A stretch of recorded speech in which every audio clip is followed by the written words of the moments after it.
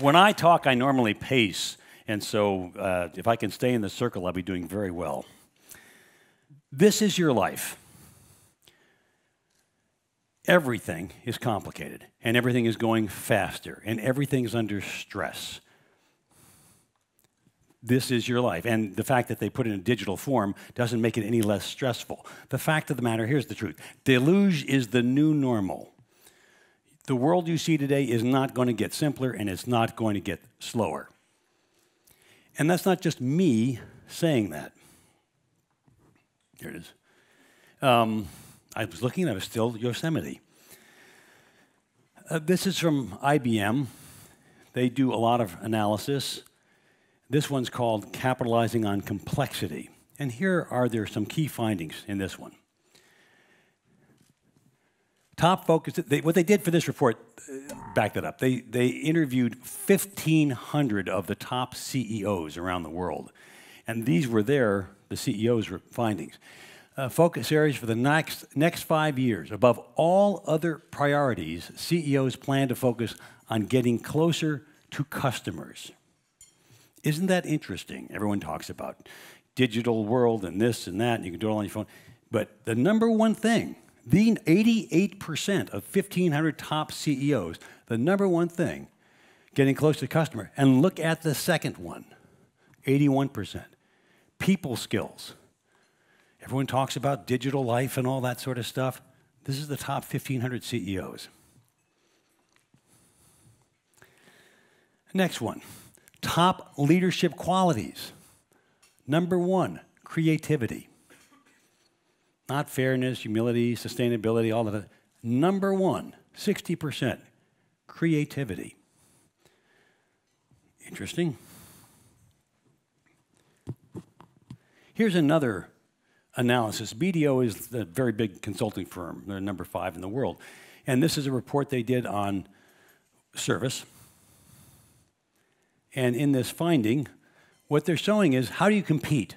And in the world today, as everyone's quality is coming up, the ability to compete, to differentiate yourself on quality becomes harder. On cost, as everyone's becoming more efficient in providing low cost, cost is becoming a very, you can see that it's going down. The ability to differentiate your company and compete on cost, and other things irrelevant. The only place where you have the opportunity to succeed in a more competitive world, according to these guys, is in service. Not the product, the service, right? And what the takeaway is that global competition will drive service standards up. We have a joke at the embassy, and we're only half joking, that when we go to a restaurant in Helsinki, if the waiter is not mad at you, you're getting good customer service. A little work there. So, what's the takeaway? Creativity, people skills, service. It is no longer a B2B or B2C world. That's no longer a business-to-business world, and it's no longer a business-to-consumer world. What all of these CEOs are telling you is it's an H2H world, a human-to-human world. And if you don't have that skill set, you are the warning signs. You're going out of business. Right? It's not my opinion. These are the top CEOs around the globe, and the numbers are overwhelming. It is the H2H piece that is going to differentiate the winners from the losers. Name one thing that Finland does well. Oh, come on, that's not a trick. Education, there you go. All right, did win the prize. You thought that was a trick question, right? Nobody wanted to be wrong. Name one thing that Finland does not do really well. Marketing. And it's part of that service. Are we in agreement on that? Okay, if you disagree, I'm happy for that. But, okay, so we're going to start with finding opportunity starts with acknowledging what is. You know, what's working and what's not working. I don't spend a lot of time at the drugstore shopping for shampoo. It's not productive. So, do I have to do that again? It's a pretty easy one, you know. And I set the bar low. So, education you get, marketing not so much. Marketing is storytelling. So let me digress for 1 second, because you need to understand this. When Finns say, you know, I hear the number one thing, they're only the two major phrases I hear in Finland after 5.5 years. Number one is, winter is coming. Number two is, we're not good marketers. Marketing is storytelling. And of all the countries on the planet, Finland actually should have a claim to being the best storyteller.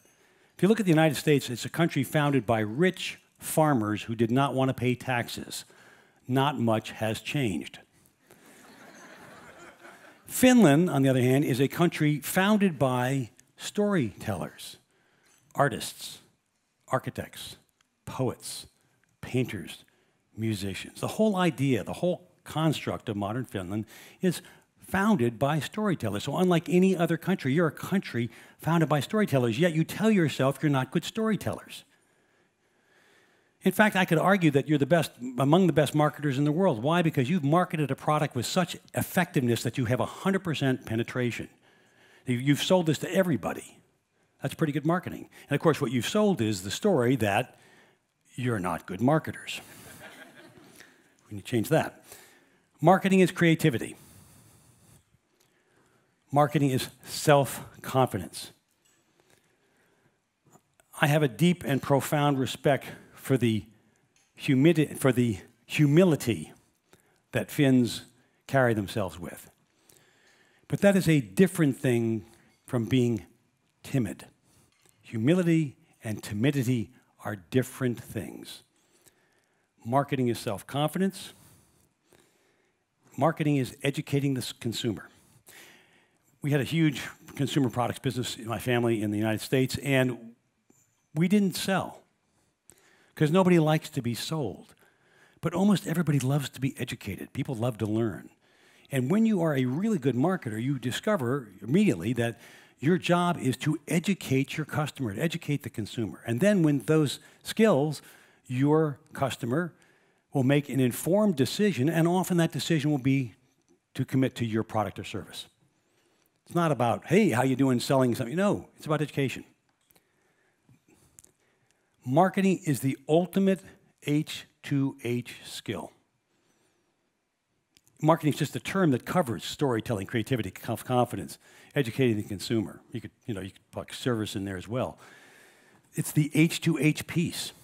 And it's the H2H piece where Finland is not at its best. And this is important. Why? Because marketing is the last kilometer. It's the distance between innovation and success in the marketplace. Tons of highly educated people here inventing all sorts of good stuff, this giant pipeline of things, narrowing down into a little drip, drip, drip, this tiny little funnel called marketing. That last kilometer is where Finland's economy is suffering. Not an absence of good ideas. It's how do you get your voice heard in the world. So, I will not ever identify a problem without giving you at least a solution. Not perhaps the only solution, but a solution. And here's mine. I call it, give me five. Give me five, right? First of all, you got to have something, a name, the brand that people can put their mind around. Got it? Give me five. I will give you this. Give me 5 years, 5 actions to re-energize the economy of Finland. Not asking much. 5 years, 5 actions. Give me 5 for an economic revolution. Interested? Nah, never mind. Not so interested. Okay. Are you interested? Yeah. Thank you. Okay. I could be wrong, but I don't think so. Number one, set the goal. Aim high to go high. Nobody goes to the Olympics just to play. You don't go to the Olympics to win a bronze. You go to the Olympics to get a gold medal. Anybody here go to hockey games ever? Anybody? Nobody? Nobody likes hockey? Right, okay. And when you go, you don't care who wins, right? You just want to see them play.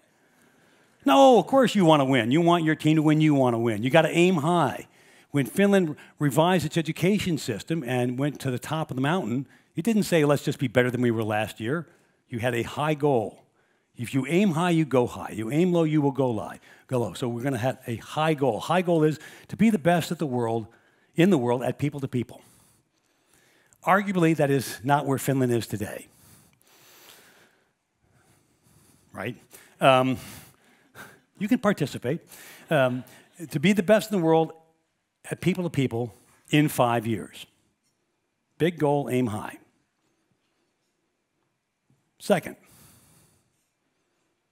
set the metric.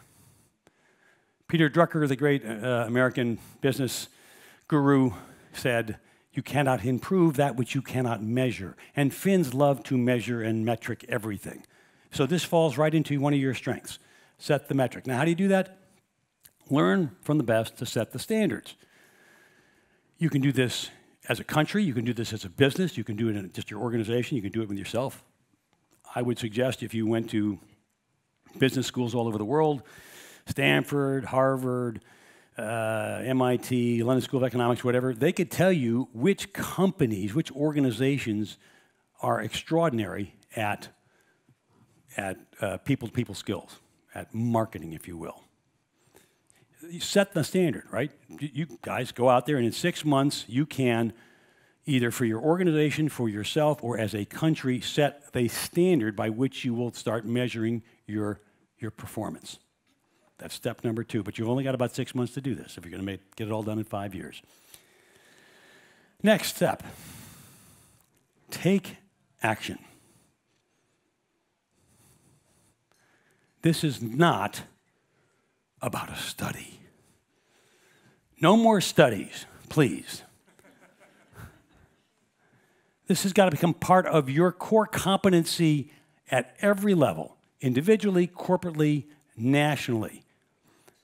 The way that I would do that, frankly, is I would play on your strength as an educational powerhouse, and I would make this part of the core curriculum in your educational process from the first grade to the last PhD student every year, which we do in the US. It's why we get things like Facebook and Apple and Google and YouTube and stuff, because we train in this. It's not something, it's not genetic, it's training. And you got to get educated, and you people love to be educated, so make it part of your core curriculum. But you have to bring people from the outside to help train the teachers, to train the trainers, so that it can spread within the system. Take a little bit of time. You got 5 years. Next, practice. Anybody here play an instrument? Anybody? Okay. You ever practiced? It came naturally, right? Ski, play hockey, speak a foreign language. You just read a book once and you knew how to do it. This is not about book learning. This is about doing this, being this. You know, in the US, part of our core curriculum is a thing we call show and tell. And from the time a kid comes to school, every week or twice a week, everyone's got to come up front and talk to the class about whatever it is. Here's my dead hamster. Look, my grandma threw up. I put it in the bed. You know, we don't care what it is. We want the kid to come up front. It establishes, it builds creativity. It hones their storytelling skills. It builds self-confidence. Why do you think Americans are good at public speaking? Because we train at it. Our genetics are no different. But we practice. Like anything else you do well in the world, you must practice. It's not about what you read. It's got to be something that's part of your core curriculum. Again, personally, corporately, organizationally, educationally, as a nation. The master has failed more times than the novice has tried. That's why it's called practice. Ask any star, I don't care what it is, an author, a movie star, an athlete, anybody who has achieved phenomenally, practice, practice, practice, and they fail along the way because that's what practice is. So you will, in fact, get up on stage and look and feel uncomfortable.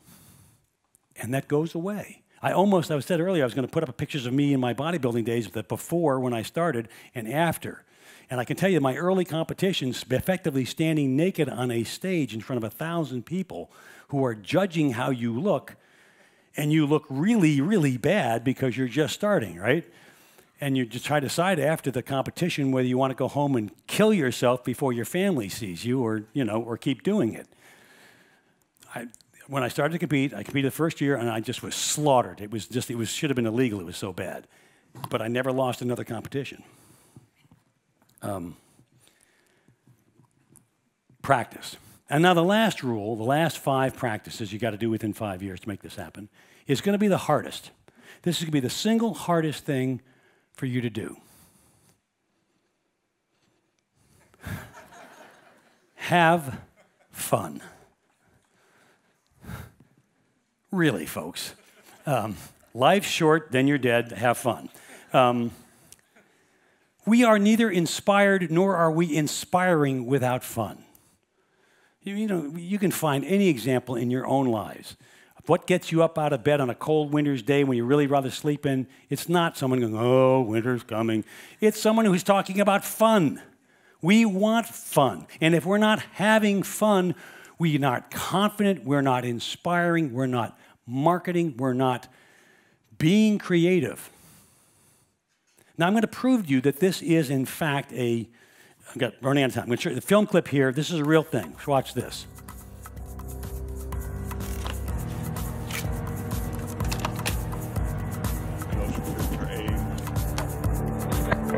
Stand by. Action.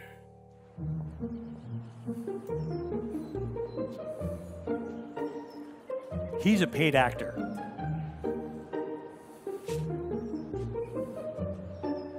The rest are real people. Could be Finland.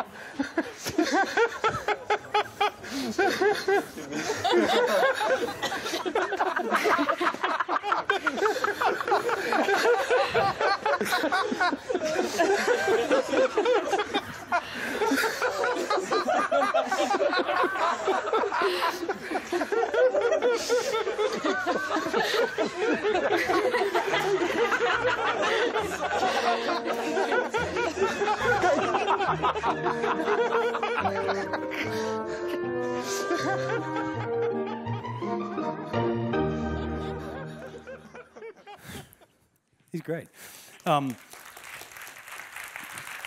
You get it. It is the human condition. It doesn't matter where you're from in the world. We share laughter like we share tears or sorrows. If you are fun, you will be inspiring. If you are fun in doing this marketing stuff, you will be inspired. And that's for some reason, you're fun people, but there's this sense that you're not. Yeah, exactly. So the good news is your future is in your own hands. And whose more capable hands could it be in? So turn to the person next to you and ask them, give me 5. Thank you very much.